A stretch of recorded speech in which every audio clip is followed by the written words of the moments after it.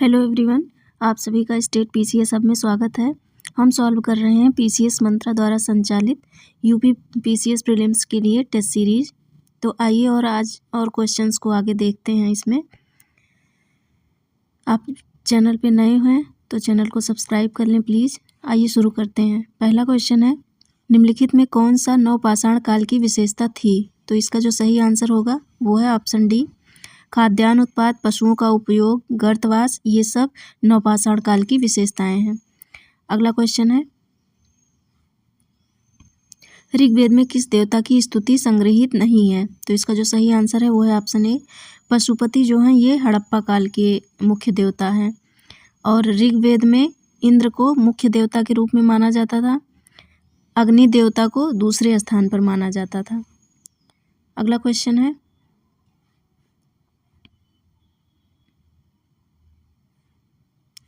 निम्नलिखित में से अशोक का नाम मगधाधिराज किस अभिलेख पर मिलता है? तो इसका जो सही आंसर है वो है ऑप्शन ए, भाब्रू अभिलेख में मगधाधिराज मिलता है अशोक का नाम। अगला क्वेश्चन है,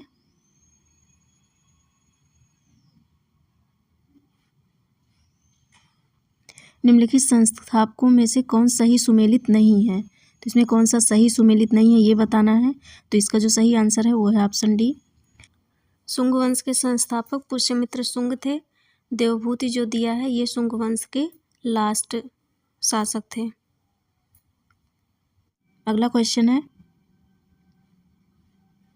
संगम काल में निम्नलिखित में वीरकाल किसे कहा जाता था? तो इसका जो सही आंसर है वो है ऑप्शन सी, स्मारक को वीरकाल कहा जाता था।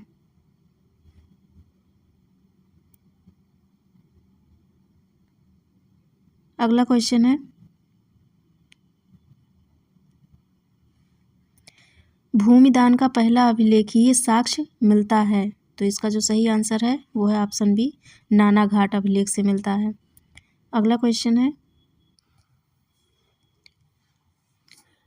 निम्नलिखित में से मंदसौर प्रशस्ति की रचना किसने की थी? तो इसका सही आंसर है ऑप्शन सी, वत्स भट्टी ने। इन्होंने जो है 472 ईस्वी में मंदसौर प्रशस्ति की रचना की थी। अगला क्वेश्चन है, सूची 1 को सूची 2 से मिलाना है। सूची 1 में लेखक दिया है और 2 में रचनाएं दी हुई हैं। तो बाण भट्ट की जो रचना है वो है हर्षचरित, बिल्हड़ की रचना है विक्रमांक देवचरित, अतुल की रचना है मूषिक वंश और संध्याकार नंदी की रचना है रामचरित। तो इसका सही आंसर है ऑप्शन सी। अगला क्वेश्चन है, विजयनगर साम्राज्य के प्रशासन से संबंधित निम्नलिखित कथनों पर विचार करना है और कूट के माध्यम से बताना है कि इसमें कौन सा सही है। तो इसमें पहला दिया है, विजयनगर के शासकों ने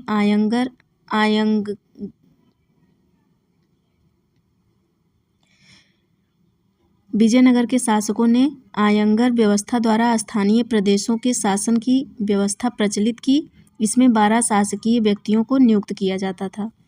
दूसरा है, रक्त कोडगे युद्ध में शौर्य का प्रदर्शन करने वाले मृत लोगों के परिवार को दी जाने वाली भूमि होती थी।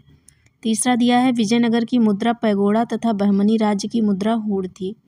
तो इसमें जो सही आंसर होगा हमारा वो होगा ऑप्शन डी, ये तीनों ही सही हैं। अगला क्वेश्चन है, सूची 1 को सूची 2 से सुमेलित कीजिए तथा सूचियों में दिए गए कूट का प्रयोग करते हुए सही उत्तर का चयन करना है। तो जियाउद्दीन बरनी ने फारसी में तारीखे फिरोज शाही की रचना की है।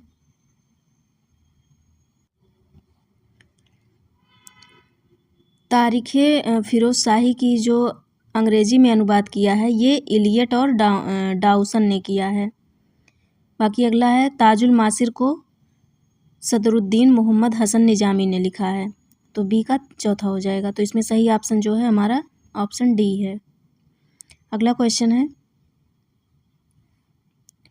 मुगलकालीन वित्त व्यवस्था से संबंधित निम्नलिखित कथनों में से कौन सा कथन सही नहीं है? इसमें कौन सा सही नहीं है हमें वो बताना है। तो इसका जो सही नहीं है वो है ऑप्शन बी, मुगल काल में सर्वाधिक रुपए की ढलाई जो है ये अकबर के काल में नहीं हुई थी, बल्कि सबसे ज़्यादा रुपए की ढलाई औरंगजेब के काल में हुई थी। बाकी तीनों और बिल्कुल सही हैं। अगला क्वेश्चन है, सूची 1 को सूची 2 से सुमेलित करना है।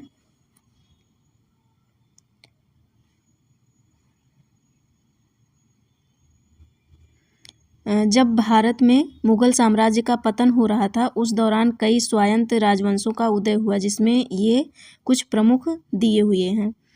तो अवध में जो थे वो बुरहा मुल्क थे, हैदराबाद चिनकिलिज खान थे, बंगाल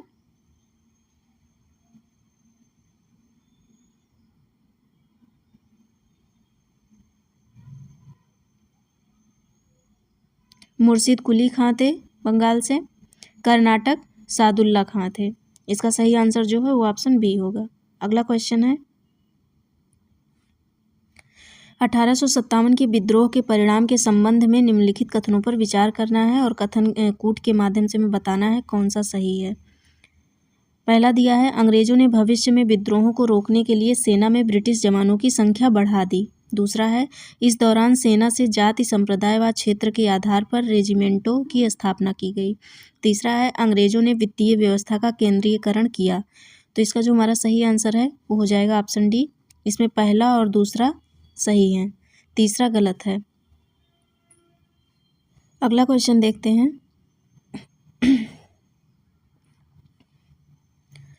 निम्नलिखित कथनों पर विचार करना है। पहला है, हिंदू विधवा पुनर्विवाह अधिनियम 1856 में ईश्वरचंद विद्यासागर के प्रयासों से बना। दूसरा है, बाल विवाह को रोकने के लिए नेटिव मैरिज एक्ट 1872 में पारित किया गया। तो इसमें कौन सा सही है? ये इसमें ही दोनों ही सही हैं, तो ऑप्शन सी हमारा सही हो जाएगा। अगला क्वेश्चन है, सूची 1 को सूची 2 से मिलाना है।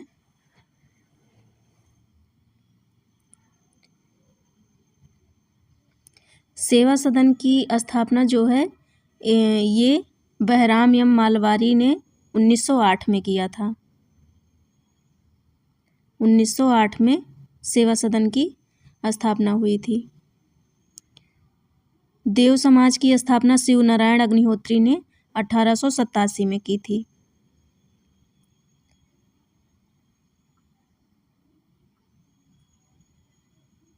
राधा स्वामी आंदोलन का प्रारंभ जो है ये 1891 में हुआ था।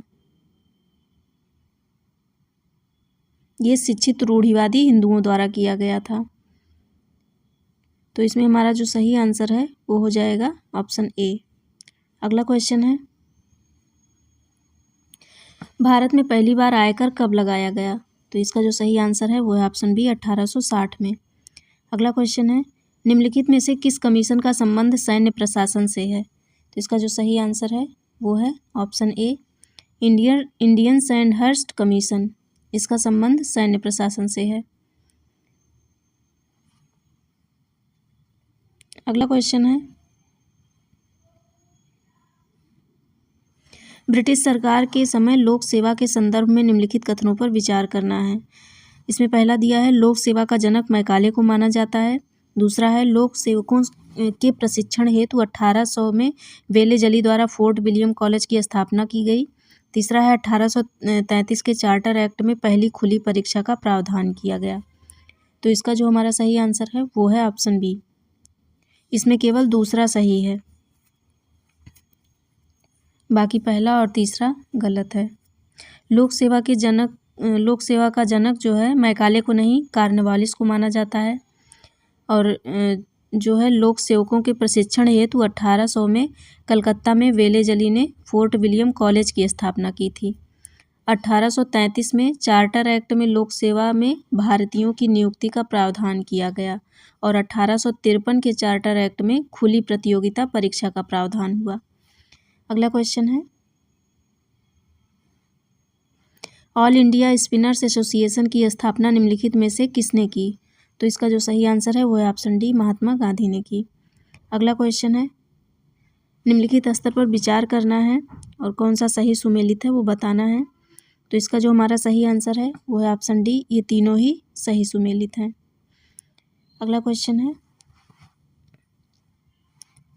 ददनी प्रथा निम्नलिखित में से किससे संबंधित थी? तो इसका जो सही आंसर है वो है ऑप्शन बी, ये जुलाहों से संबंधित थी। अगला क्वेश्चन है,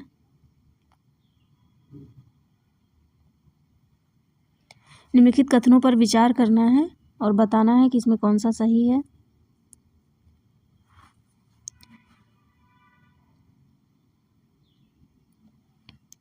तो इसमें कौन सा कथन सही सुमेलित है, हमें ये बताना है। तो इसका जो सही आंसर होगा वो है ऑप्शन सी। इसमें दूसरा और तीसरा सही सुमेलित है, पहला और चौथा गलत है। हारटोग समिति जो है ये 1929 में इसका आयोग का गठन हुआ था और ये कोठारी आयोग जो है ये 1964 में हुआ था। अगला क्वेश्चन जो है, महरार आंदोलन संबंध में निम्नलिखित में से कौन सा कथन सत्य है? तो इसमें पहला दिया है, यह उग्र राष्ट्रवादी मुस्लिम नेताओं के द्वारा शुरू किया गया था। तो इसमें यही सही है, बाकी और तीनों गलत हैं। अगला क्वेश्चन है, भारत छोड़ो आंदोलन के दौरान उत्तर प्रदेश में किन जगहों पर ब्रिटिश सरकार का नियंत्रण समाप्त हो गया और वे जिले कुछ समय तक आज़ाद रहे? इसका जो हमारा सही आंसर है वो है ऑप्शन ए। 1942 के भारत छोड़ो आंदोलन के दौरान संयुक्त प्रांत में बिहार, पश्चिम बंगाल, उड़ीसा और महाराष्ट्र के अनेकों भागों से ब्रिटिश शासन लुप्त सा हो गया था। उत्तर प्रदेश का बलिया और गाजीपुर भी कुछ दिन तक आज़ाद रहा था। अगला क्वेश्चन देखते हैं, लाल किला मुकदमा में कौन कौन से सैनिक शामिल थे? तो इसका जो सही आंसर है वो है option D, general Shahnawaz, general Gurdayal Singh Dhillon और जनरल प्रेम सहगल, ये लोग लाल किले मुकदमे में शामिल थे। अगला क्वेश्चन है, निम्नलिखित में से कौन से ग्रह अन्य ग्रहों की तुलना में विपरीत दिशा में परिक्रमण करते हैं? तो इसका जो सही आंसर है वो है ऑप्शन डी, शुक्र और अरुण। शुक्र ग्रह और अरुण ग्रह जो है ये सौर मंडल के अन्य ग्रहों की तुलना में विपरीत दिशा में परिक्रमण करते हैं। ये दोनों ग्रह जो है घड़ी की सुई की दिशा में करते हैं परिक्रमण, और सौर मंडल के अन्य सभी ग्रह जो है ये घड़ी के सुई के विपरीत दिशा में परिक्रमण करते हैं। अगला क्वेश्चन है, निम्नलिखित पर विचार करना है और बताना है। इसमें दिया है, पहला स्वेज नहर, बॉब अल मंडेब जल संधि और तीसरा है लाल सागर। उपयुक्त में से कौन सी स्थलाकृति एशिया महाद्वीप को अफ्रीका महाद्वीप से अलग करती है? तो इसका जो हमारा सही आंसर है वो है ऑप्शन डी, स्वेज नहर जो है अफ्रीकी महाद्वीपों को एशिया से अलग करती है। यह यूरोप और भारतीय और पश्चिमी प्रशांत महासागरों के आसपास की भूमि के बीच में सबसे छोटा समुद्री मार्ग प्रदान करती है। स्वेज नहर जो है ये लाल सागर और भूमध्य सागर को जोड़ती है।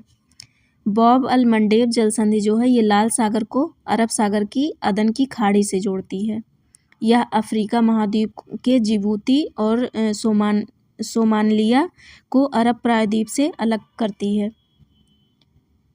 अगला क्वेश्चन है, निम्नलिखित पर विचार करना है और बताना है कि कौन सा सही सुमेलित है।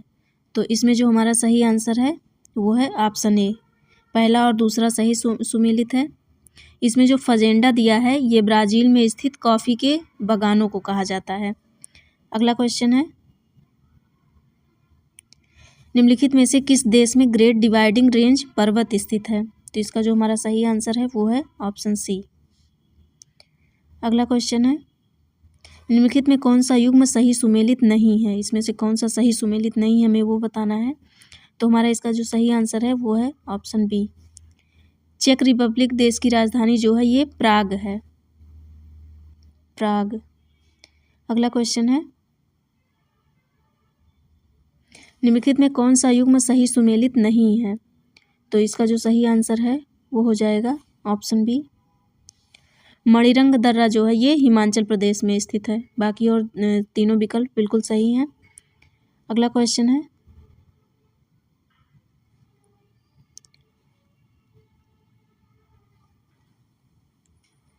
निम्नलिखित पर विचार करना है और बताना है कि इनमें कौन सा सही सुमेलित है।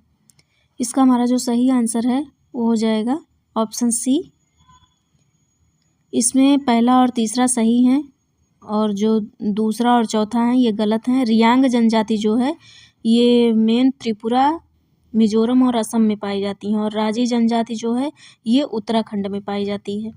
अगला क्वेश्चन है, निम्नलिखित में से किस नदी का उद्गम ब्रह्मगिरी पहाड़ी से होता है? तो इसका जो सही आंसर है वो है ऑप्शन ए, कावेरी नदी का। अगला क्वेश्चन है,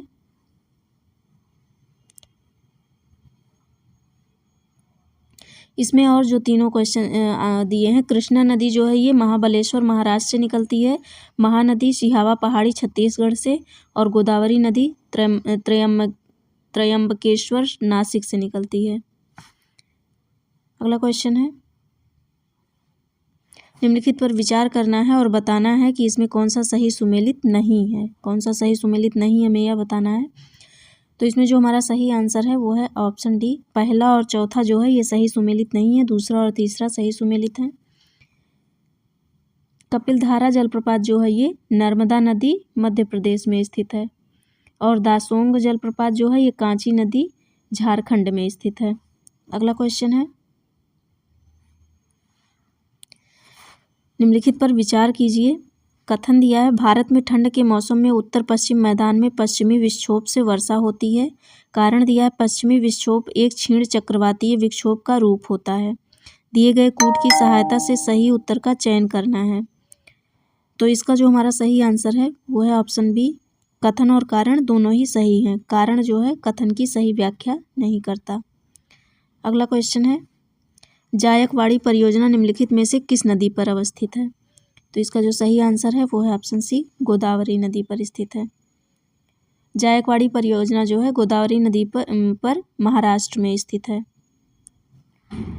इडुक्की बांध परियोजना जो है ये पेरियार नदी केरल में स्थित है। मेटूर परियोजना जो है ये कावेरी नदी तमिलनाडु पर स्थित है। उकाई परियोजना ताप्ती नदी गुजरात में स्थित है। कलपोंग परियोजना कलपोंग नदी अंडमान निकोबार में स्थित है। और जो है एक और है विष्णुगढ़ जल विद्युत परियोजना, ये धौलीगंगा नदी उत्तराखंड में स्थित है। अगला क्वेश्चन है, भारत के प्रमुख कोयला उत्पादक क्षेत्र के संबंध में निम्नलिखित में से कौन सा सही सुमेलित नहीं है? तो इसका हमारा जो सही आंसर है वो है ऑप्शन बी, बरकला कोयला क्षेत्र केरल में स्थित है। बाकी और तीनों विकल्प जो हैं बिल्कुल सही हैं। निचहोम जो है ये जम्मू कश्मीर में स्थित है। पलाना राजस्थान में है और उमरसार गुजरात में है। ये कोयले के उत्पादक क्षेत्र हैं। बाकी इसके अलावा जो है नागचिक जो है ये कोयला क्षेत्र ये अरुणाचल प्रदेश में स्थित है। बाहुर कोयला क्षेत्र ये पांडिचेरी में स्थित है। नवेली कोयला क्षेत्र तमिलनाडु में स्थित है। झरिया कोयला क्षेत्र झारखंड में स्थित है और माकूम कोयला क्षेत्र ये असम में स्थित है। अगला क्वेश्चन है, भारत में पाई जाने वाली निम्नलिखित मृदाओं को उनके क्षेत्रीय विस्तार के अनुसार आरोही क्रम में व्यवस्थित करना है। तो इसका जो हमारा सही आंसर है वो है ऑप्शन ए।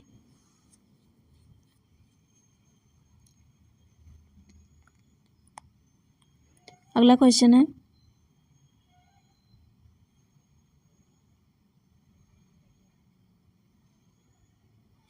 निम्नलिखित कथनों पर विचार करना है और कूट के माध्यम से बताना है कि कौन सा सही है।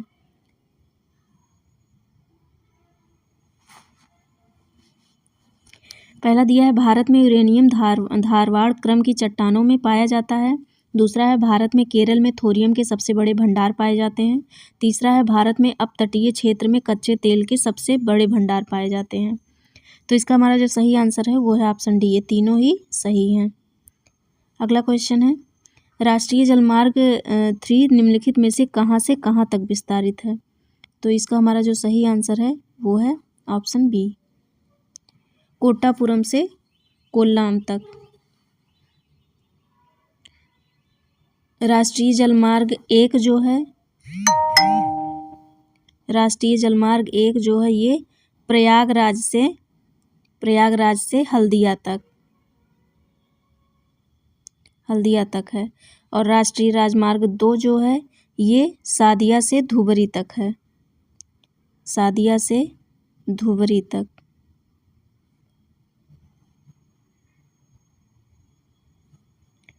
और राष्ट्रीय जलमार्ग 3 जो है ये कोट्टापुरम से कोल्लाम तक, और राष्ट्रीय जलमार्ग 4 जो है ये काकीनाडा से पुडुचेरी तक। अगला क्वेश्चन देखते हैं। निम्नलिखित कथनों पर विचार करना है। इसमें कथन दिया है, बृहद हिमालय का विस्तार पश्चिम से पूर्व दिशा में सिंधु नदी गार्ज से ब्रह्मपुत्र नदी तक है। दूसरा कथन है, हिमालय पर्वत श्रृंखला की चौड़ाई पश्चिम से पूर्व की ओर बढ़ती जाती है। तो इसमें दिए गए कूट की सहायता से सही उत्तर का चयन करना है। इसका हमारा जो सही आंसर है वो है ऑप्शन ए। कथन 1 सत्य है और कथन 2 असत्य है। हिमालय का जो मध्य भाग है वो सबसे ऊंचा है, यह नेपाल में स्थित है। हिमालय पर्वत श्रृंखला की चौड़ाई जो है ये पश्चिम से पूर्व की ओर घटती जाती है। कश्मीर में हिमालय पर्वत की चौड़ाई जो है ये 400 किलोमीटर और अरुणाचल प्रदेश में इसकी चौड़ाई 150 किलोमीटर है।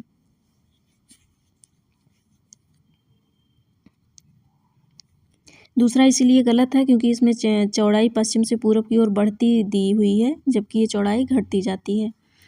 अगला क्वेश्चन है, निम्नलिखित में कौन सा युग्म सही सुमेलित है? तो इसका हमारा जो सही आंसर है वो है ऑप्शन ए। ये पहला युकटान प्रायद्वीप ये मैक्सिको में है। चिम्बोरेजो ज्वालामुखी जो है इक्वाडोर में है। मर्तबान की खाड़ी म्यांमार में है और यह खाड़ी मोती उत्पादन के लिए प्रसिद्ध है। अगला क्वेश्चन है, निम्नलिखित में कौन सा युग्म सही सुमेलित नहीं है? इसमें कौन सा सही सुमेलित नहीं हो बताना है। तो इसका सही आंसर है ऑप्शन सी। सोत्रोरान जो है, सोत्रोरान मरुस्थल यह दक्षिण अफ्रीका में स्थित है। बाकी और तीनों बिल्कुल सही हैं। अगला क्वेश्चन है, हैप्पी घाटी निम्नलिखित में से कहाँ स्थित है? तो इसका हमारा जो सही आंसर है वो है ऑप्शन ए, हांगकांग में स्थित है।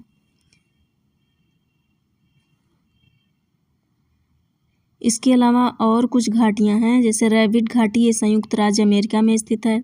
सेक्रेट घाटी ये पेरू में स्थित है। ग्रैंड घाटी ये यूएसए में स्थित है। एम्ब्रो घाटी ये स्पेन में है। पो घाटी ये इटली में है। महिमा की घाटी नौरोबी में है। स्वात घाटी ये पाकिस्तान में है। अगला क्वेश्चन है,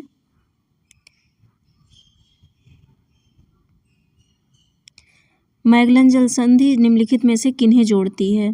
तो इसका जो सही आंसर है वो है ऑप्शन बी, प्रशांत महासागर, दक्षिण अटलांटिक महासागर। मैगलन जल संधि जो है ये दक्षिण अमेरिका में स्थित है। इसके अलावा जो तीनों हैं, तस्मान सागर और दक्षिण सागर को जो है ये बास जल संधि जोड़ती है। बास जल संधि फारस की खाड़ी और ओमान की खाड़ी को जो है ये हार्मुज जल संधि जोड़ती है। और भूमध्य सागर और अटलांटिक महासागर को जो है ये जिब्राल्टर जल संधि जोड़ती है। अगला क्वेश्चन है, उत्तर प्रदेश में स्थित झीलों के संबंध में निम्नलिखित में से कौन सा युग्म सही सुमेलित नहीं है? इसमें से कौन सा सही सुमेलित नहीं हो बताना है।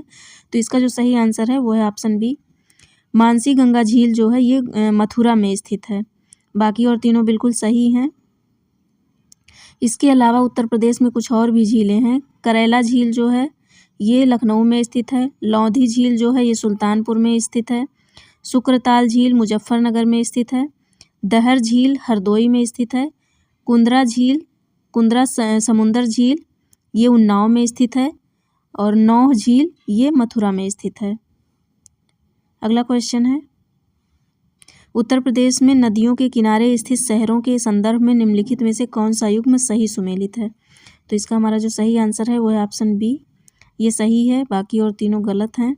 हमीरपुर जो है ये यमुना नदी के किनारे स्थित है। चित्रकूट जो है ये मंदाकिनी नदी के किनारे स्थित है। और मुरादाबाद जो है ये रामगंगा नदी के किनारे स्थित है। अगला क्वेश्चन है, रानीपुर वन्य जीव विहार उत्तर प्रदेश के किस जिले में स्थित है? तो इसका सही आंसर है ऑप्शन सी, चित्रकूट में। अगला क्वेश्चन है, उत्तर प्रदेश में स्थित मंदिरों के संबंध में निम्नलिखित में से कौन सा युग्म सही सुमेलित नहीं है? कौन सा सही सुमेलित नहीं है ये बताना है। तो इसका जो सही आंसर है वो है ऑप्शन सी, बराह भगवान मंदिर जो है ये एटा में स्थित है। बाकी और तीनों बिल्कुल सही हैं। इसके अलावा उत्तर प्रदेश में अन्य मंदिर जो हैं वो हैं जेके मंदिर, ये कानपुर में है। कनक भवन मंदिर ये अयोध्या में है। चंद्रोदय मंदिर ये वृंदावन में है। भारत माता मंदिर ये वाराणसी में है।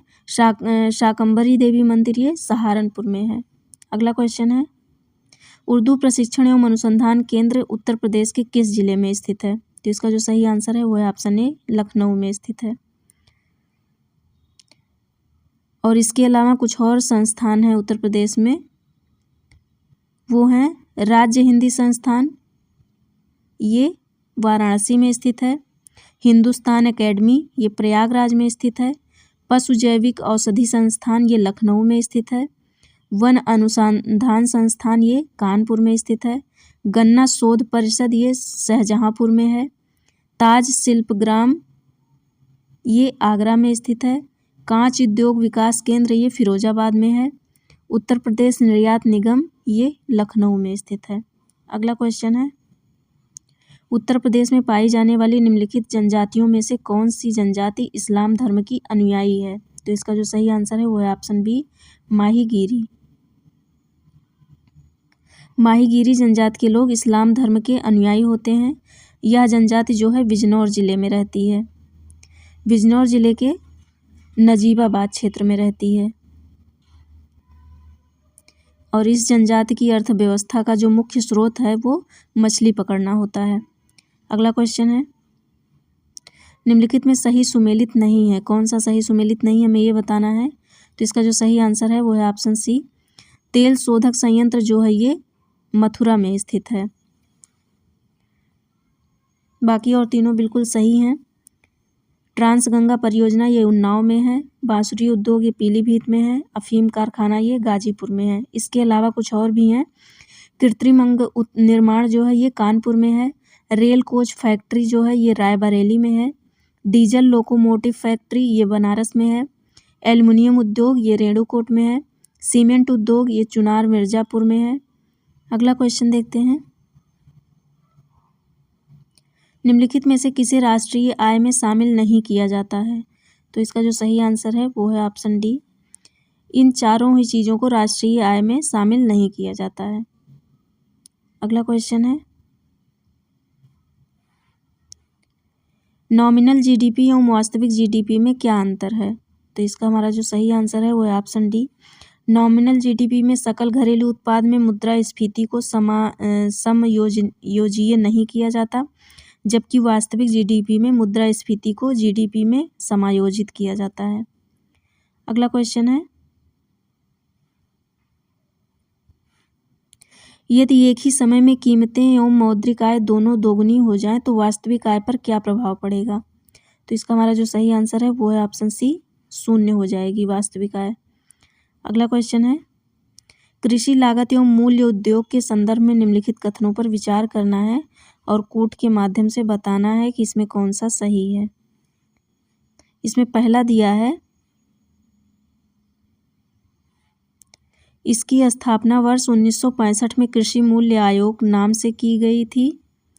और दूसरा है, इसका मुख्यालय नई दिल्ली में स्थित है। तीसरा दिया है, यह आयोग कृषिगत उत्पादों के न्यूनतम समर्थन मूल्य, खरीद एवं वसूली मूल्य एवं आवंटन मूल्य के निर्धारण के लिए केंद्र सरकार को सलाह देता है। और चौथा है, केंद्र सरकार इसकी संस्तुतियों को मानने के लिए बाध्य है। तो इसका जो सही आंसर है वो है ऑप्शन सी, पहला, दूसरा और तीसरा सही है, चौथा गलत है। अगला क्वेश्चन है, सार्वजनिक उद्यमों में विनिवेश का आरंभ किस वर्ष शुरू हुआ? विनिवेश का आरंभ किस वर्ष शुरू हुआ? तो इसका जो सही आंसर है वो हो जाएगा ऑप्शन बी, 91 से 92। अगला क्वेश्चन देखते हैं, भारत को स्वतंत्रता प्राप्त होने के समय आरबीआई का गवर्नर कौन था? तो इसका सही आंसर है option B, sir C D Deshmukh थे। अगला क्वेश्चन है,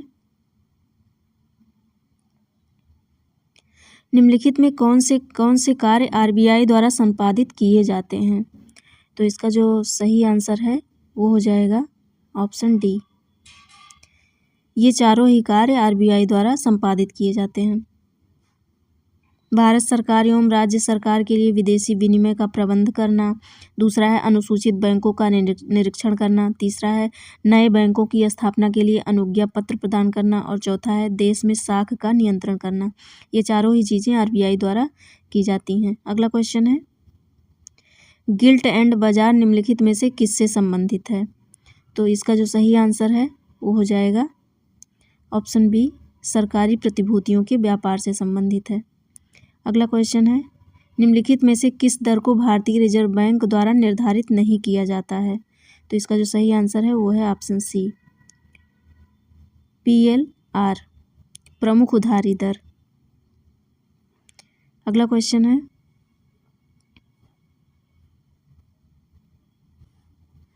आरबीआई के खुले बाजार की क्रियाएं से क्या आशय है? तो इसका हमारा जो सही आंसर है वो है ऑप्शन सी, ऋण पत्रों का व्यवसाय।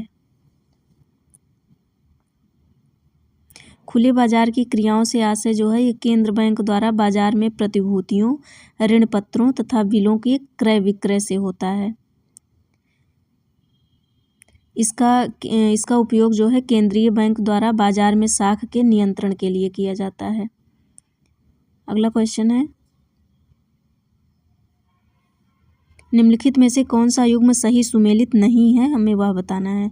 तो इसका जो हमारा जो सही आंसर है वो है ऑप्शन बी, हृदय योजना जो है ये 21 जनवरी 2015 को शुरू हुई थी। बाकी और तीनों और बिल्कुल सही हैं। अगला क्वेश्चन है, पीएम सूर्य घर मुफ्त बिजली योजना के संदर्भ में निम्नलिखित कथनों पर विचार करना है और बताना है कि इनमें से कौन सा कथन सही है। तो इसमें हमारा जो सही आंसर है वो हो जाएगा ऑप्शन डी। ये तीनों ही कथन जो दिए हैं ये इस योजना के लिए बिल्कुल सही हैं। अगला क्वेश्चन है, निम्नलिखित कथनों पर विचार करना है और बताना है कि इसमें कौन सा कथन सत्य है। पहला है, इसमें बेटी बचाओ बेटी पढ़ाओ योजना की शुरुआत 22 जनवरी 2015 को हरियाणा के पानीपत जिले से की गई थी।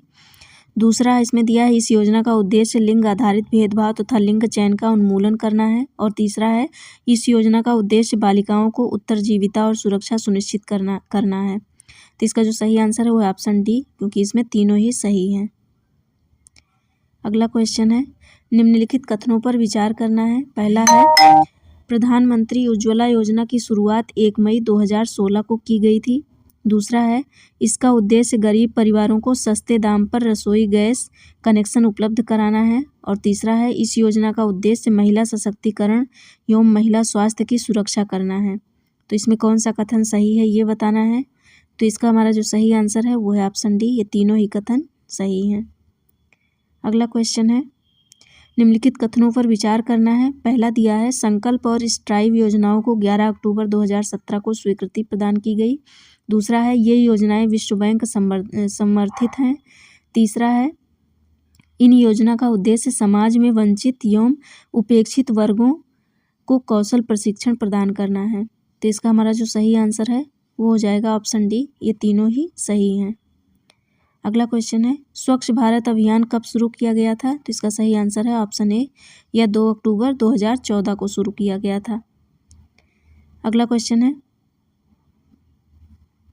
निम्नलिखित में कौन सा युग्म सही सुमेलित नहीं है? तो इसका हमारा जो सही आंसर है वो हो जाएगा ऑप्शन बी, ई नेशनल एग्रीकल्चर मार्केट जो है ये 14 अप्रैल 2016 को शुरू हुई थी। 14 अप्रैल 2016 को ये शुरू हुआ था। बाकी और तीनों बिल्कुल सही हैं। अगला क्वेश्चन है, उत्तर प्रदेश की योजना के संदर्भ में निम्नलिखित में से कौन सा युग्म सही सुमेलित नहीं है? तो इसमें हमारा जो सही आंसर है वो है ऑप्शन ए, मुख्यमंत्री कन्या सुमंगला योजना जो है ये 25 अक्टूबर 2019 को शुरू हुई थी, 2019 में। बाकी और तीनों जो हैं ये बिल्कुल सही सुमेलित हैं। अगला क्वेश्चन है, उत्तर प्रदेश एक जिला एक खेल योजना के संदर्भ में कौन सा युग्म सही सुमेलित नहीं है? तो इसका जो सही आंसर है वो है ऑप्शन ए। फुटबॉल जो है ये उत्तर प्रदेश के हाथरस और बहराइच जिले से संबंध रखता है। बाकी और तीनों बिल्कुल सही हैं। अगला क्वेश्चन है, निम्नलिखित में कौन सा युग्म सही सुमेलित नहीं है? इसमें कौन सा सही नहीं है वो बताना है। तो इसका सही आंसर है ऑप्शन बी। उत्तर प्रदेश खेल नीति जो है ये 2023 10 मार्च 2023 में ये मंजूरी वर्ष है इसका, और बाकी तीनों बिल्कुल सही हैं। अगला क्वेश्चन है, आर्थिक समीक्षा 2023-24 के संदर्भ में निम्नलिखित कथनों पर विचार करना है और कूट के माध्यम से बताना है कि कौन सा सही है। पहला है, भारतीय रिजर्व बैंक ने वित्त वर्ष 2025 में भारत के लिए महंगाई दर 4.5% रहने का अनुमान लगाया है। दूसरा है, अंतर्राष्ट्रीय मुद्रा कोष ने भारत के लिए वर्ष 2025 में महंगाई दर 4.2% रहने का अनुमान लगाया है। तो इसमें हमारा जो सही आंसर है वो हो जाएगा ऑप्शन सी। ये दोनों ही सही हैं। अगला क्वेश्चन है,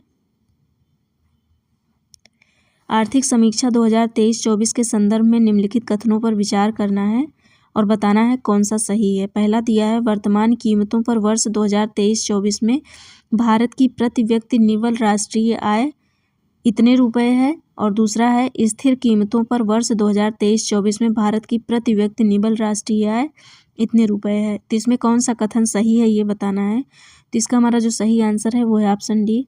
इसमें ना तो पहला सही है और ना ही दूसरा सही है। इसमें इसलिए पहला सही नहीं है क्योंकि इसमें जो ये आय दी है ये 1,84,205 रुपये यहाँ पे होता तो ये कथन बिल्कुल सही होता, और ये वाली आय जो है यहाँ होती तो ये बिल्कुल सही होता। ये केवल डिजिट ये गलत ऊपर नीचे हो गए हैं, इसलिए दोनों गलत हैं। अगला देखते हैं, आर्थिक समीक्षा 2023-24 के संदर्भ में निम्नलिखित कथनों पर विचार करना है और बताना है कि इसमें से कौन सा सही है। पहला है, वर्तमान मूल्यों पर वित्त वर्ष 2024 में समग्र जीवीए में कृषि क्षेत्र की हिस्सेदारी 17.7% है। दूसरा है, वर्तमान मूल्यों पर वित्त वर्ष 2024 में समग्र जीवीए में उद्योग क्षेत्र की हिस्सेदारी 27.6% है। तीसरा है, वर्तमान मूल्यों पर वित्त वर्ष 2024 में समस्त जीवीए में सेवा क्षेत्र की हिस्सेदारी 54.7% है। तो इसमें हमारा जो सही आंसर है वो हो जाएगा ऑप्शन डी। ये तीनों ही सही हैं। अगला क्वेश्चन है, आर्थिक समीक्षा 2023-24 के संदर्भ में निम्नलिखित कथनों पर विचार करना है। पहला दिया, आर्थिक समीक्षा 2023-24 के अनुसार वित्त वर्ष 2024 में भारतीय अर्थव्यवस्था की वास्तविक वृद्धि दर 8.2% दर्ज है। दूसरा है, आर्थिक समीक्षा 2023-24 के अनुसार वर्ष 2024-25 के लिए भारतीय अर्थव्यवस्था की वास्तविक वृद्धि दर 6.5 से 7% अनुमानित की गई है। तो इसका हमारा जो सही आंसर है वो है ऑप्शन सी। ये दोनों ही बिल्कुल सही हैं। अगला क्वेश्चन है, निम्न कथनों पर विचार करना है और बताना है कि इसमें कौन सा सही है। सदन के 2 सत्रों के बीच 6 माह से अधिक का समय नहीं होना चाहिए। दूसरा है, राज्य विधानमंडल को 1 वर्ष में अधिकतम 2 बार मिलना चाहिए। तो इसमें जो सही है वो हो जाएगा हमारा ऑप्शन ए। इसमें पहला सही है और दूसरा गलत है। राज्य विधानमंडल के प्रत्येक सदन को राज्यपाल समय समय पर बैठक में बुलावा भेजता रहता है, और जो है राज्य विधानमंडल को 1 वर्ष में कम से कम 2 बार मिलना चाहिए। एक सत्र में विधानमंडल की कई बैठकें हो सकती हैं। अगला क्वेश्चन है, निम्न में से किन रिपोर्टों को राज्यपाल विधानसभा में प्रस्तुत करता है। तो इसका हमारा जो सही आंसर है वो है ऑप्शन डी। ये तीनों ही जो दिए हैं इसमें, ये तीनों को ही राज्यपाल जो है विधानसभा में प्रस्तुत करता है। अगला क्वेश्चन है, मंत्रियों का व्यक्तिगत उत्तरदायित्व किसके प्रति होता है। तो इसका जो सही आंसर है वो है ऑप्शन ए, राष्ट्रपति के प्रति। अगला क्वेश्चन है, निम्न कथनों पर विचार करना है और बताना है कि इसमें कौन सा गलत है। पहला दिया है, इलाहाबाद उच्च न्यायालय की स्थापना सन 1866 में हुई थी। दूसरा है, इसका न्यायिक क्षेत्र उत्तर प्रदेश और उत्तराखंड राज्य तक विस्तृत है। तो इसका हमारा जो सही आंसर है वो है ऑप्शन बी। इसमें दूसरा गलत है और पहला जो है ये सही है। दूसरा गलत है, क्योंकि जो है इसका न्यायिक क्षेत्र जो है ये उत्तर प्रदेश तक ही सीमित है। उत्तराखंड का अपना अलग उच्च न्यायालय है, उसकी स्थापना 2000 में हुई थी। अगला क्वेश्चन है, राज्य कार्यपालिका में कौन कौन शामिल होता है? तो इसका सही आंसर है ऑप्शन डी। राज्य कार्यपालिका में राज्यपाल, मुख्यमंत्री, मंत्रिपरिषद, राज्य के महाधिवक्ता, ये चारों लोग ही शामिल होते हैं। अगला क्वेश्चन है, किस संविधान संशोधन के तहत यह प्रावधान किया गया है कि एक ही व्यक्ति को 2 या 2 से अधिक राज्यों का राज्यपाल नियुक्त किया जा सकता है? तो इसका जो सही आंसर है वो है ऑप्शन बी। 7वें संविधान संशोधन में जो है ये चीज़ ऐसा प्रावधान किया गया है।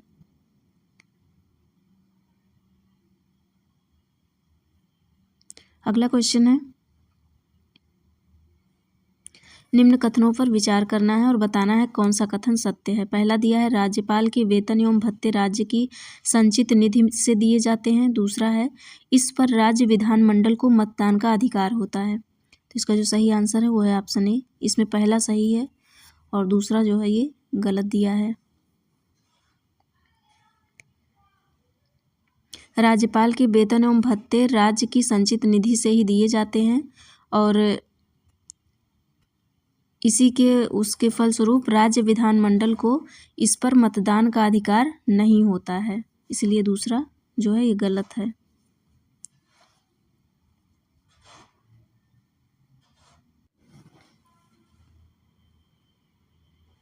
राष्ट्रीय मानवाधिकार आयोग का गठन किस अधिनियम के द्वारा किया गया? तो इसका जो सही आंसर है वो है ऑप्शन सी। मानवाधिकार संरक्षण अधिनियम 1993 के अधिनियम के द्वारा यह गठित हुआ है। अगला क्वेश्चन देखते हैं, आपातकाल के दौरान वायसराय को अध्यादेश जारी करने की शक्ति किस अधिनियम के द्वारा प्रदान की गई? तो इसका हमारा जो सही आंसर है वो है ऑप्शन बी। 1861 के भारतीय परिषद अधिनियम के द्वारा प्रदान की गई है। अगला क्वेश्चन है, अंतरिम सरकार 1946 के संबंध में कौन सा सुमेलित नहीं है? तो इसका हमारा जो सही आंसर है वो है ऑप्शन सी। राजकुमारी अमृत कौर का संबंध जो है ये स्वास्थ्य विभाग से तो था, लेकिन ये 1947 की अंतरिम सरकार का जब गठन हुआ था तब ये थी। 1946 में जो स्वास्थ्य विभाग से जिनका संबंध था वो गजनफर अली खान थे। अगला क्वेश्चन है, निम्नलिखित में कौन संविधान की प्रारूप समिति का सदस्य नहीं था? तो इसका जो सही आंसर है वो है ऑप्शन बी, BN रॉय। अगला क्वेश्चन है, भारत के राष्ट्रपति ने एकमात्र मामले में अपनी पॉकेट वीटो शक्ति का प्रयोग किया, वह था? तो इसका जो सही आंसर है वो है ऑप्शन सी, भारत डाकघर विधेयक।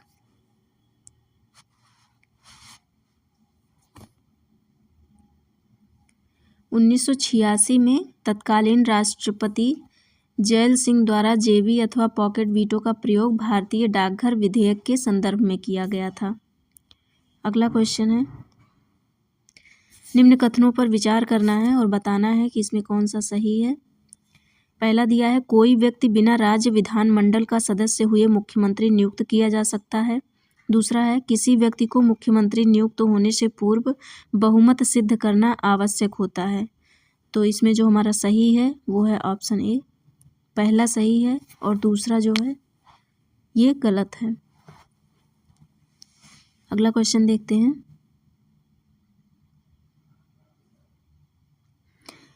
निम्न में कौन सा कथन सत्य है, हमें ये बताना है। तो इसका हमारा जो सही आंसर है वो है ऑप्शन डी, ये तीनों ही कथन सही हैं। मुख्यमंत्री राज्य योजना बोर्ड का अध्यक्ष होता है। मुख्यमंत्री संबंधित क्षेत्रीय परिषद के क्रमवार उपाध्यक्ष के रूप में कार्य करता है। और तीसरा है, वह सेवाओं का राजनीतिक प्रमुख होता है। ये बिल्कुल सही हैं तीनों। अगला क्वेश्चन है, यदि किसी कारणवश भारत के राष्ट्रपति का पद रिक्त हो जाए और उपराष्ट्रपति का पद खाली हो तो सर्वोच्च न्यायालय के मुख्य न्यायाधीश की नियुक्ति न हुई हो तो निम्नलिखित में से कौन सा राष्ट्रपति के पद पर नियुक्त होगा। तो इसका हमारा जो सही आंसर है वो है ऑप्शन डी, सर्वोच्च न्यायालय का अन्य न्यायाधीश। अगला क्वेश्चन है, भारत के सर्वोच्च न्यायालय के क्षेत्राधिकार के अंतर्गत सम्मिलित हैं। तो इसका हमारा जो सही आंसर है वो हो जाएगा ऑप्शन डी। ये चारों ही चीज़ें सर्वोच्च न्यायालय के क्षेत्राधिकार में सम्मिलित हैं। अगला क्वेश्चन देखते हैं, भारत का सॉलिसिटर जनरल होता है। तो इसका हमारा जो सही आंसर है वो है ऑप्शन बी, एक न्यायिक सलाहकार होता है। अगला क्वेश्चन है, भारत के प्रधानमंत्री के संदर्भ में निम्नलिखित कथनों पर विचार करना है और बताना है कि इसमें कौन सा सही है। तो इसमें पहला दिया है, वरीयता क्रम में प्रधानमंत्री की स्थिति पूर्व राष्ट्रपति के ठीक बाद होती है। दूसरा है, वह राष्ट्रीय जल संसाधन परिषद का अध्यक्ष होता है। तो हमारा इसका जो सही आंसर है वो है ऑप्शन बी, दूसरा सही है, पहला गलत है। वरीयता क्रम में जो है प्रधानमंत्री की स्थिति जो है वो राष्ट्रपति, उपराष्ट्रपति तब उनके बाद आती है, इसलिए पहला गलत है। अगला क्वेश्चन है,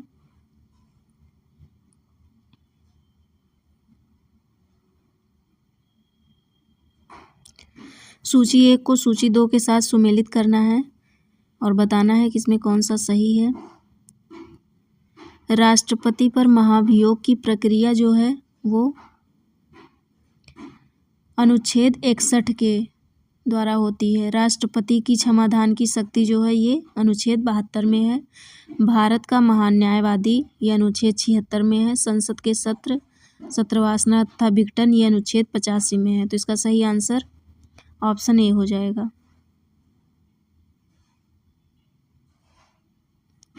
सूची 1 को सूची 2 से मिलाना है। संसद का गठन जो है ये अनुच्छेद 79 में है। राज्यसभा की संरचना अनुच्छेद 80 में, लोकसभा की संरचना अनुच्छेद 81 में, संसद के सत्र, सत्रवासना एवं विघटन ये अनुच्छेद 85 में है। तो इसका सही आंसर जो है ये ऑप्शन ए हो जाएगा।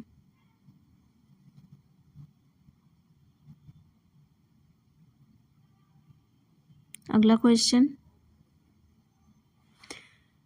प्राक्कलन समिति के संदर्भ में निम्नलिखित कथनों पर विचार कीजिए और कौन सा सही है हमें ये बताना है। इसमें पहला है, इस समिति में 8 सदस्य लोकसभा से तथा 7 सदस्य राज्यसभा से होते हैं।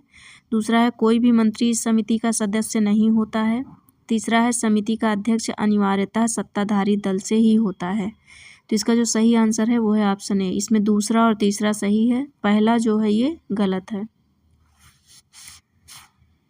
स्वतंत्रता के बाद जॉन मथाई की सिफारिश पर 1950 में पहली प्राक्कलन समिति का गठन किया गया था।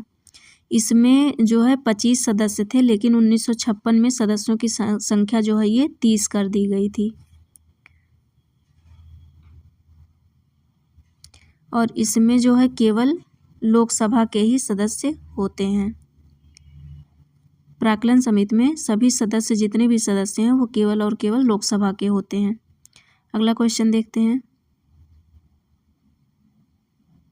निम्नलिखित में से किसका संबंध लोकसभा द्वारा कार्यपालिका को दिया गया ब्लैंक चेक से है। तो इसका हमारा जो सही आंसर है वो है ऑप्शन बी, प्रत्यानुदान का संबंध जो है ये ब्लैंक चेक से है। अगला क्वेश्चन है, किस फैसले में सुप्रीम कोर्ट में ट्रांसजेंडर को तीसरे लिंग के रूप में मान्यता दी। तो इसका हमारा जो सही आंसर है वो है ऑप्शन ए। अगला क्वेश्चन है, निम्नलिखित कथनों पर विचार करना है और बताना है कि इसमें कौन सा सही है। पहला है, आर्द्र भूमि जलीय वनस्पतियों एवं जीवों के लिए आवास प्रदान करती है और सतही जल से तलछट और पोषक तत्वों को छानने में मदद करती है। दूसरा है, आर्द्र भूमि बाढ़ में जोखिम को बढ़ाती है और पोषक तत्वों के पुनर्चक्रण में कोई भूमिका नहीं निभाती। तो इसका जो सही आंसर है वो है ऑप्शन ए। इसमें पहला सही है और दूसरा गलत है। दूसरा गलत है क्योंकि आर्द्र भूमि जो है वास्तव में बाढ़ को कम करने में मदद करती है, जोखिम को यह बढ़ाती नहीं है, इसलिए दूसरा गलत है। अगला है, चिन्नार वन्य जीव अभयारण्य किस राज्य में स्थित है? तो इसका जो सही आंसर है वो है ऑप्शन सी, केरल में स्थित है। अगला क्वेश्चन है, मूल प्राकृतिक वनस्पति को किस शब्द से संदर्भित किया जाता है जो विशुद्ध रूप से किसी विशिष्ट क्षेत्र की मूल निवासी हैं? तो इसका सही आंसर है ऑप्शन बी, स्थानिक पौधे।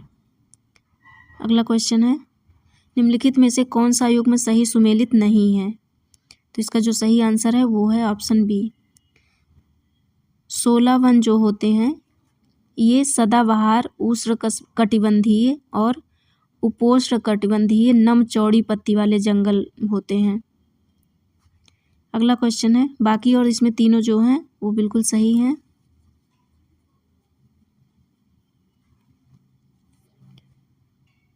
अगला क्वेश्चन है, प्रजाति समृद्धता से क्या तात्पर्य है? तो इसका हमारा जो सही आंसर है वो है ऑप्शन सी, किसी पारिस्थितिकी तंत्र में विभिन्न प्रजातियों की संख्या। अगला क्वेश्चन है,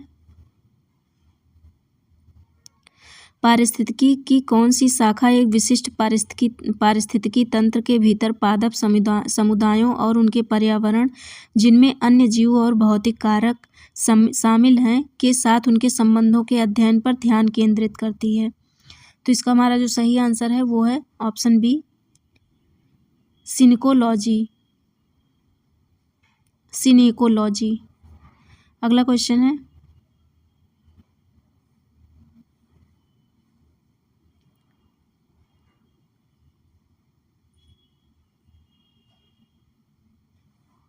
कौन सा शब्द दो अलग अलग पारिस्थितिकी प्रणालियों के बीच एक संक्रमणकालीन क्षेत्र का वर्णन करता है जहां दोनों पारिस्थितिकी प्रणालियों की विशेषताएं मौजूद हैं? तो हमारा इसका सही आंसर है ऑप्शन ए, इकोटोन। अगला क्वेश्चन है, फास्फोरस चक्र किस प्रकार के चक्र का उदाहरण है जो आसानी से बाधित हो जाता है और इसमें मिट्टी, पौधों और खाद्य श्रृंखलाओं के माध्यम से फास्फेट की आवाजाही शामिल होती है? तो इसका हमारा जो सही आंसर है वो है ऑप्शन बी, अवसादी चक्र। फास्फोरस चक्र जो है यह एक अवसादी चक्र है क्योंकि इसमें मिट्टी, तलछट और चट्टानों के माध्यम से फास्फेट की आवाजाही शामिल है।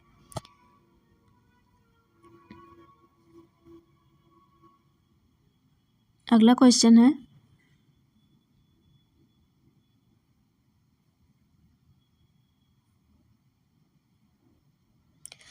सूची 1 में दिए गए पारिस्थितिकी तंत्रों को तथा सूची 2 में उनकी अनुमानित शुद्ध उत्पादकता से सुमेल करें और नीचे दिए गए कूट का उपयोग करके सही उत्तर चुनें। तो इसका जो सही आंसर होगा,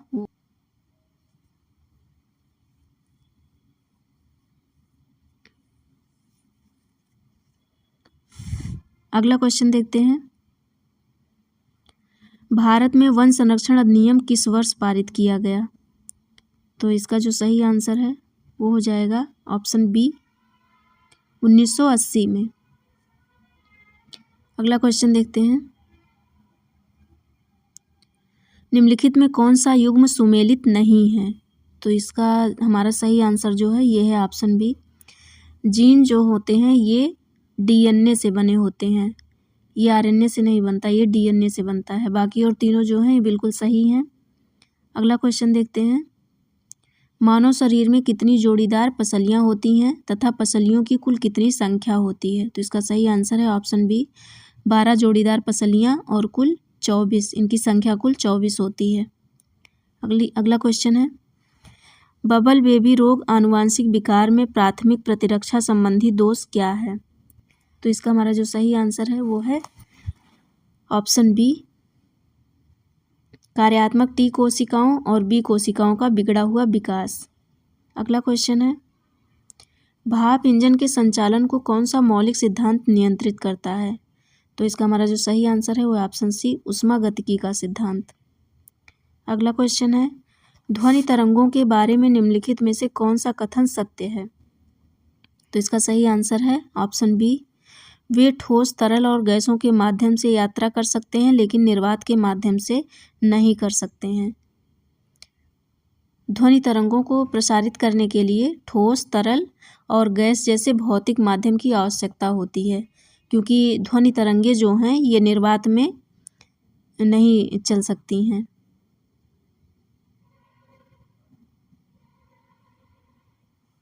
अगला क्वेश्चन है,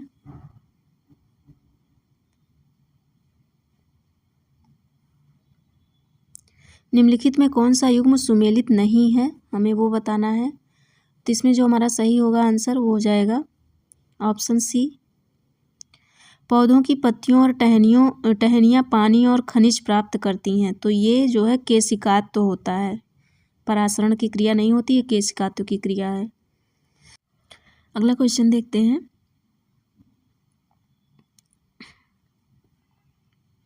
वयस्कों में मानव हृदय का अनुमानित वजन कितना होता है। तो इसका जो सही आंसर है वो है ऑप्शन बी 250 से 300 ग्राम। स्वस्थ व्यक्ति में हीमोग्लोबिन की सामान्य सीमा क्या है। तो इसका सही आंसर है ऑप्शन बी 12 से 18 ग्राम पर DL। अगला क्वेश्चन है, वायुमंडल में बैंगनी और नीले रंग अधिक क्यों बिखरे हुए हैं। तो इसका सही आंसर है ऑप्शन बी उनकी कम तरंग दैर्ध्य के कारण। अगला क्वेश्चन है, मिट्टी की संरचना में निम्नलिखित में कौन सा प्रमुख तत्व है जो इनके तत्वों का 46.60 बनाता है। तो इसका सही आंसर है ऑप्शन डी ऑक्सीजन। अगला क्वेश्चन है, टिन का प्राथमिक अयस्क क्या है। तो इसका जो सही आंसर है वो है ऑप्शन बी कैसिटेराइट। कैसिटेराइट जो है ये टिन का प्राथमिक अयस्क है। अगला क्वेश्चन है,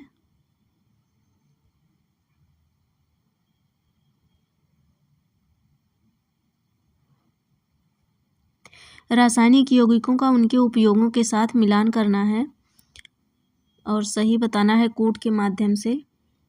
कैल्शियम हाइड्रोक्साइड जो है ये चूने के पानी को बनाने में उपयोग किया जाता है, तो कैल्शियम हाइड्रोक्साइड का तीसरा हो जाएगा ए का 3। अमोनिया हाइड्रोक्साइड जो है इसका उपयोग कांच की सतहों को साफ करने के लिए किया जाता है, तो बी का जो है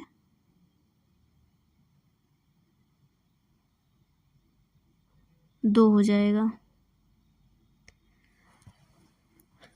सोडियम हाइड्रोक्साइड जो होता है इसका उपयोग जो है साबुन के उत्पादन में किया जाता है। मैग्नीशियम हाइड्रोक्साइड जो है ये एंटासिड के रूप में किया जाता है, तो इसका सही आंसर जो है वो हो जाएगा ऑप्शन ए। अगला क्वेश्चन है,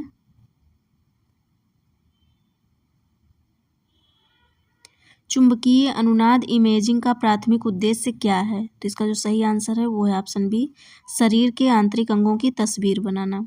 अगला क्वेश्चन है, नेत्र विज्ञान के चिकित्सा क्षेत्र का प्राथमिक ध्यान किस पर है। इसका सही आंसर जो है वो है ऑप्शन बी नेत्र विकारों और रोगों का निदान और उपचार करने में। अगला क्वेश्चन है, मेंडल की आनुवंशिकता का सिद्धांत किस पर आधारित है। तो इसका सही आंसर है ऑप्शन सी लैंगिक जनन पर। अगला क्वेश्चन है, निम्नलिखित में असत्य कथन को बताना है, कौन सा असत्य है। तो इसका सही जो आंसर है वो है ऑप्शन बी नीले प्रकाश का प्रकीर्णन कम तथा लाल प्रकाश का अधिक होता है। तो ये कथन गलत है और बाकी तीनों सही हैं। नीले प्रकाश का प्रकीर्णन जो है ये सबसे अधिक होता है और लाल प्रकाश का प्रकीर्णन ये कम होता है। अगला क्वेश्चन है, हाल ही में गरुड़ रेजिमेंटल प्रशिक्षण केंद्र चर्चा में रहा, इसका संबंध किस स्थान से है। तो इसका सही आंसर जो है वो है ऑप्शन ए चांदीनगर। चांदीनगर ये बागपत जिले में, उत्तर प्रदेश में बागपत जिले में है। अगला क्वेश्चन है,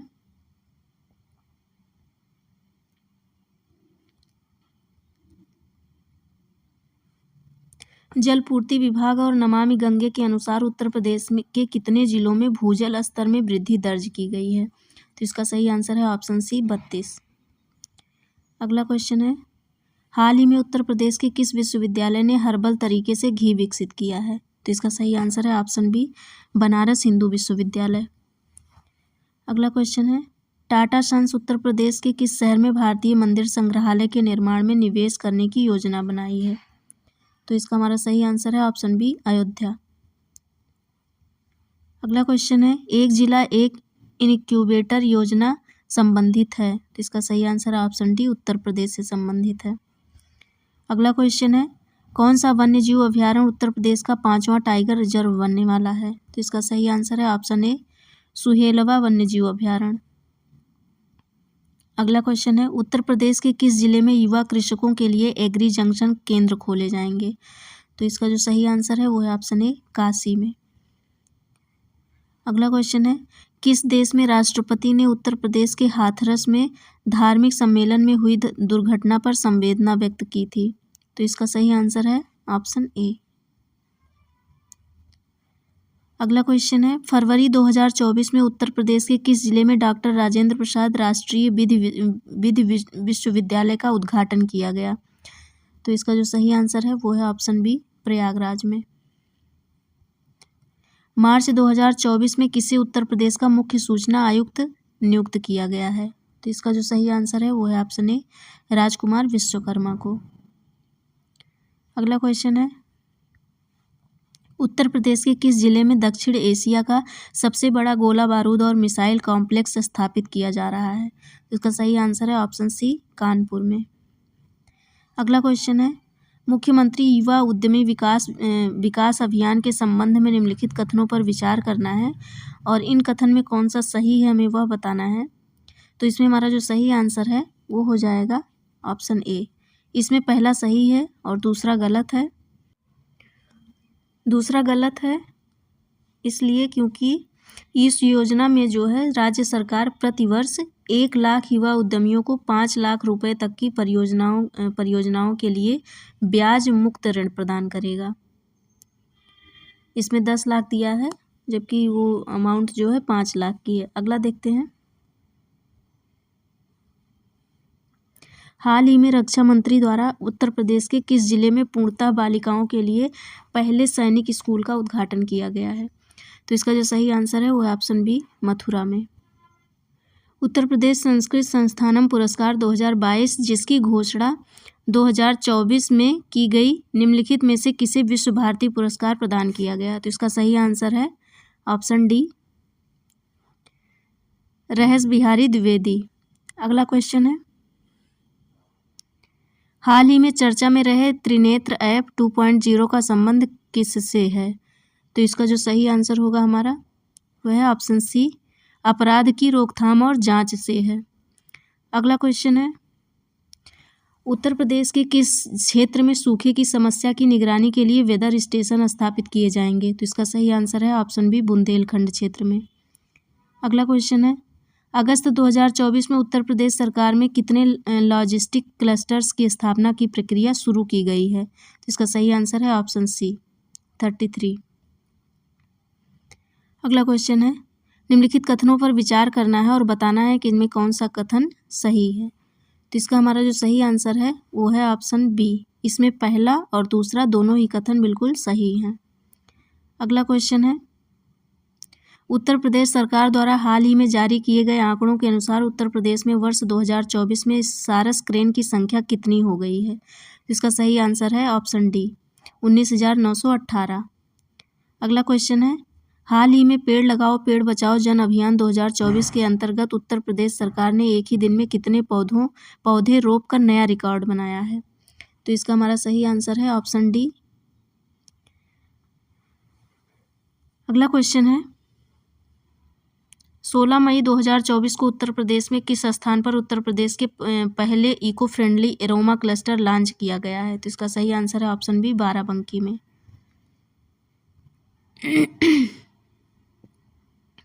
अगला क्वेश्चन है, हाल ही में निम्नलिखित में से किसे वर्ष 2024 के पंडित लक्ष्मू महाराज पुरस्कार 2024 से सम्मानित किया गया है? इसका सही आंसर है ऑप्शन डी, राजेंद्र गंगानी। अगला क्वेश्चन है, निम्नलिखित में से किन खिलाड़ियों को लक्ष्मण पुरस्कार 2022-23 से सम्मानित किया गया है? तो इसका जो सही आंसर है वो है ऑप्शन डी, ये तीनों ही खिलाड़ियों को सम्मानित किया गया है। अगला क्वेश्चन है, निम्नलिखित में से किसे उत्तर प्रदेश के पहले गौरव सम्मान 2023-24 से सम्मानित किया गया है? तो इसका सही आंसर है option B, doctor Ritu Karidhal Srivastava और नवीन तिवारी को। अगला क्वेश्चन है, 15 जनवरी 2024 को नीति आयोग द्वारा जारी की गई रिपोर्ट के अनुसार उत्तर प्रदेश में कितने लोग बहुआयामी गरीबी से बाहर निकले हैं। तो इसका जो हमारा सही आंसर है वो है ऑप्शन डी। मिलते हैं नेक्स्ट वीडियो में। Thank you.